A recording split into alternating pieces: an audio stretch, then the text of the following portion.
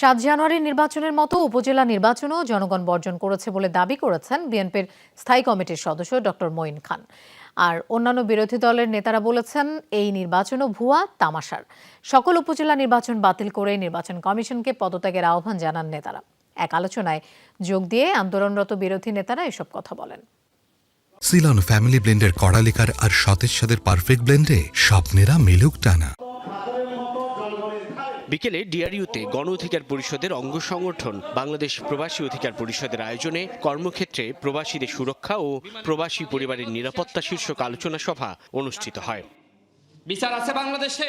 সভায় বিএনপি নেতারা বলেন সর্বক্ষেত্রে হয়রানির শিকার প্রবাসীরা, অথচ প্রবাসীরা রেমিটেন্স পাঠানো বন্ধ করে দিলে মুখ থুবড়ে পড়বে দেশের অর্থনীতি।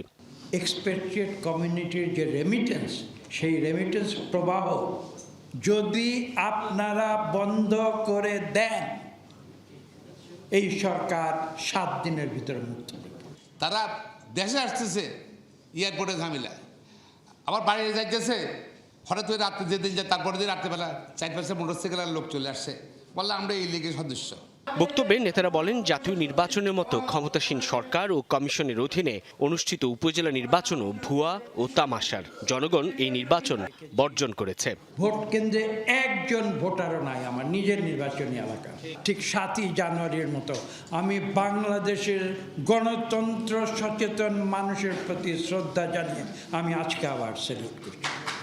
এই উপজেলা নির্বাচন অপ্রয়োজনীয় এবং অর্থহীন, রাষ্ট্রীয় অর্থ এবং সময়ের অপচয়।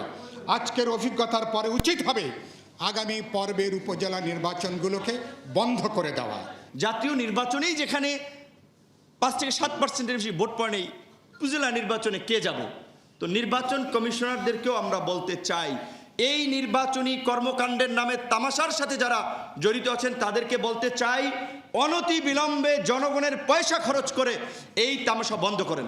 অবাধ নিরপেক্ষ জাতীয় নির্বাচনের মধ্য দিয়ে জনগণই নিজেদের সরকার গঠন করবে উল্লেখ করে অবিলম্বে ক্ষমতাসীনদের পদত্যাগের আহ্বানও জানান বিরোধী নেতারা।